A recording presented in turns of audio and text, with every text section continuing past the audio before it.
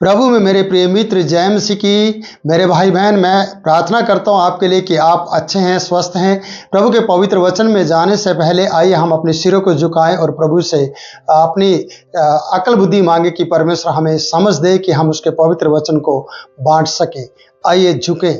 सर्वशक्तिमान परमेश्वर, हम आपको धन्यवाद देते हैं। आप दयालु परमेश्वर हैं।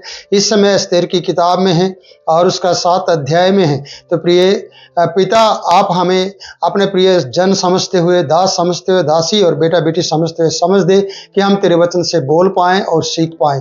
हम सबकी सहायता कीजिए पिता। मैं तेरे हाथ में अपने आप को भी सौंपता हूँ और प्रार्थना सुन कबूल कर यीशु के नाम में, आमीन। प्रिय मित्र, आशा है मुझे कि आप स्वस्थ हैं, आप मस्त हैं, आप प्रभु के कार्य में व्यस्त हैं। और आज हम एस्तेर की किताब जो पवित्र शास्त्र में पाई जाती है, और ये छोटी किताब है, और यहाँ पर इस किताब के अंदर परमेश्वर का नाम नहीं पाया जाता, लेकिन उसके लोग जब परीक्षा में और जब वो विपत्ति में पड़े तब उन्होंने परमेश्वर को पुकारा है, तब उन्होंने उपवास किया है, तब उन्होंने परमेश्वर की दुहाई दी है, लेकिन परमेश्वर नाम एस्तेर की किताब में नहीं पाया जाता है। तो प्रियो, मैं ये कहना चाहता हूँ, फिर भी परमेश्वर गुप्त में हो या आपको दिखे या ना दिखे, लेकिन बचाने वाला वही है जो सबका उद्धार करता है। तो प्रियो, हम यहाँ पर वचन को देखते हैं। एस्तेर की किताब 7 अध्याय उसका पहला पद, अतः राजा और हामान एस्तेर रानी के भोज में आ गए, क्योंकि एस्तेर रानी ने राजा को भोज का निमंत्रण दिया था और साथ में हामान को भी निमंत्रण मिला था। हामान बहुत खुश था।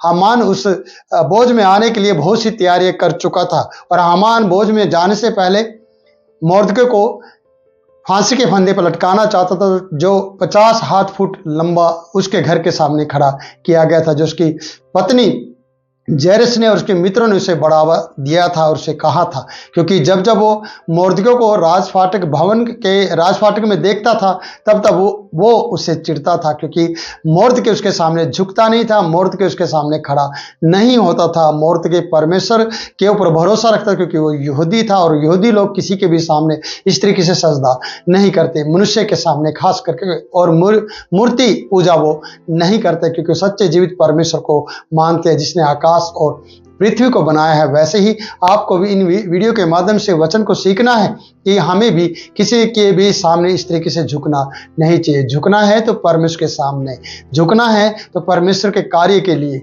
झुकना है तो परमेश्वर के कार्यों को दिखाते हुए। तो प्रियो, मैं ये कहना चाहता हूँ, यहाँ उस भोज में आ गए हैं जो रानी ने उनके लिए तैयार किया था, ताकि एस्तेर रानी राजा से वो बात कह सके कि जिस बात के लिए उसने भोज तैयार किया है। और आप जानते हैं कि इस भोज से पहले, जो तैयारी के बाद से पहले सारे यहूदी लोग उपवास में बैठे हुए हैं, टाट ओढ़कर, कपड़े उतार कर, वस्त्र उतार कर, और विलाप लोग कर रहे हैं। क्यों? क्योंकि एक वही सा छुटकारे का दिन हो सकता है, या वही छुटकारा दे सकता है जिसके सामने वो बैठे, वो है सच्चा जीवित परमेश्वर। और एक राजा से मदद मिल सकती है जो तुरंत रानी की बात सुनते हुए उस पर एक्शन ले सके।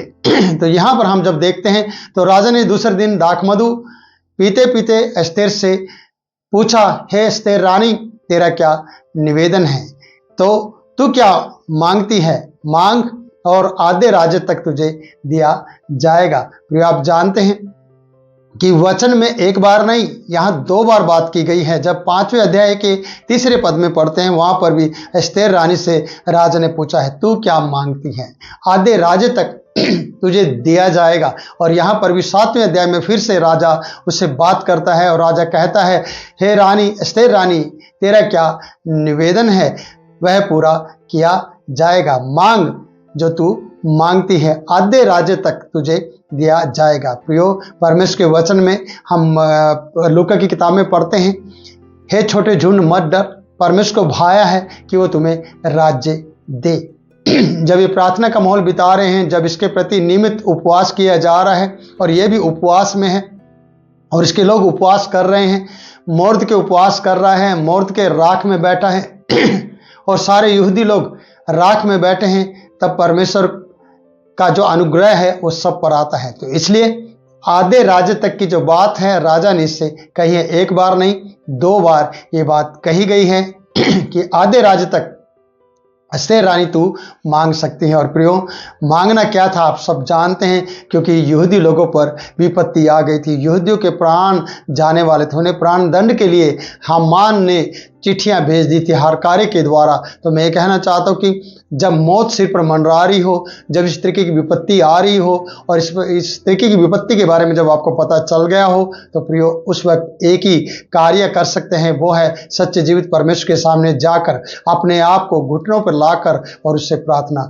की जाए, और परमेश्वर आपकी प्रार्थना को सुनेगा और रास्ते भी खोल देगा। क्योंकि यहाँ पर आधे राज्य तक देने के लिए राजा ने रानी से बात की है, और राजा ने एक बार नहीं 2 बार कहा है, हे एस्तेर रानी, तू क्या चाहती है, तू क्या मांगती है, तेरा क्या निवेदन है, आधे राज्य तक तुझे दिया जाएगा। प्रियो, क्या एक खुशी की बात नहीं है कि परमेश्वर ने राजा के मन में बात डाली है कि एस्तेर रानी के लिए आधे राज्य तक उसे छूट दी गई है, क्योंकि उसकी पट रानी है। इसलिए एस्तेर रानी ने उत्तर दिया, हे राजा, यदि तू मुझ पर प्रसन्न है।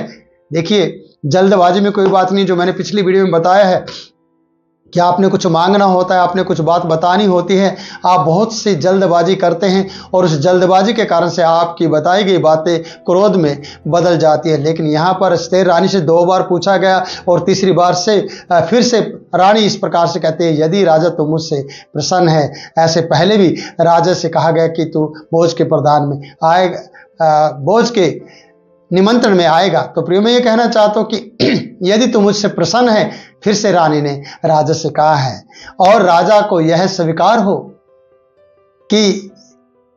हो तो मेरे निवेदन से, मुझे मांगने से मेरे लोगों को प्राण दान मिले। प्रियो, यहाँ पर मैं ये कहना चाहता हूँ कि रानी ने कितना समय लिया है इस बात को कहने के लिए, प्राण दान मांगने के लिए।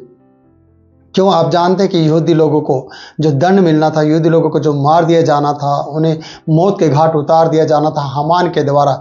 और एस्तेर रानी ने बड़ी धैर्य रखते हुए, धीरज के साथ, उतावली में कोई बात नहीं की, भोज देते हुए, राजा को निमंत्रण देते हुए, राजा को बुलाते हुए और हामान को बुलाते हुए, राजा के सामने कई बार बात करते हुए ये बात कही, यदि राजा तू प्रसन्न हो और राजा को स्वीकार हो तो मेरे निवेदन से, मुझे मांगने से अगर कुछ दे सकता है तो मेरे लोगों को प्राण दान मिले। आप में से कितने ऐसे लोग हैं जो अपने लोगों के लिए प्राण दान मांगते हैं, अपने लोगों की जिंदगियां मांगते हैं, अपने बेटा बेटी के लिए रात दिन खड़े होकर प्रार्थना करते हैं?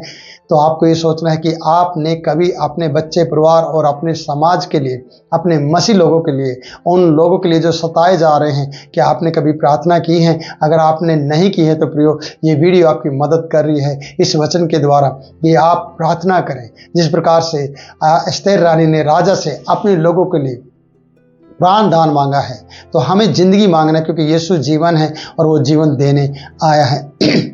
और शैतान हमेशा मृत्यु देने की कोशिश करते हैं और आपसे ऐसे कार्य करवाने की कोशिश करता है जो घर में झगड़े उत्पन्न करे और आपके परिवार को बिगाड़ दे और आपके परिवार में मौत को ले आए। और वो बुरे संदेशों से आपको दिन भर वो बुरा संदेश देकर आपको शोकित करना चाहता है। कौन? शैतान। इसलिए हामान शैतान के उन बातों को दिखाता है, शैतान उसके अंदर से झलकता है, क्योंकि उसने मोर्दकै के कारण से पूरी यहूदी जाति को संकट में डाल दिया था, पूरी यहूदी जाति को घुटने पर लाने के लिए ये कार्य कर दिया था। वो उन्हें मोर्दकै को फांसी के फंदे पर और उसके लोगों को वो मृत्युदंड देना चाहता था और वो राजा से डिमांड कर रहा था और वो घमंड में था और वो राजा के रानी के भोज, एस्तेर रानी के भोज में भी आने के लिए तैयारी कर रहा था। तो प्रियो, जब वो आया तो वहां पर राजा के साथ वो बैठा हुआ था और उसी के सामने एस्तेर रानी ने राजा से ये डिमांड रखी थी, क्या?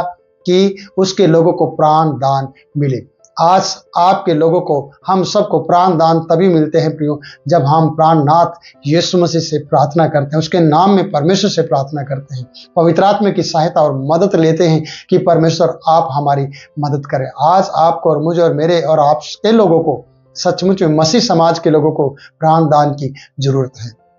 इसलिए मृत्यु से वही बचा सकता है जिसने हमारे लिए अपने आप को दिया, जिसने मौत को जीत लिया, जो आज जीवित है, जो मुर्दों में से तीसरे दिन जिंदा हो गया, वही सच्चा जीवित परमेश्वर है। मैं आपसे यही कहूँगा मेरी बहन, मेरे भाई, आप जितने भी मुझे सुन रहे हैं, आप सच्चे जीवित परमेश्वर के ऊपर भरोसा रखें।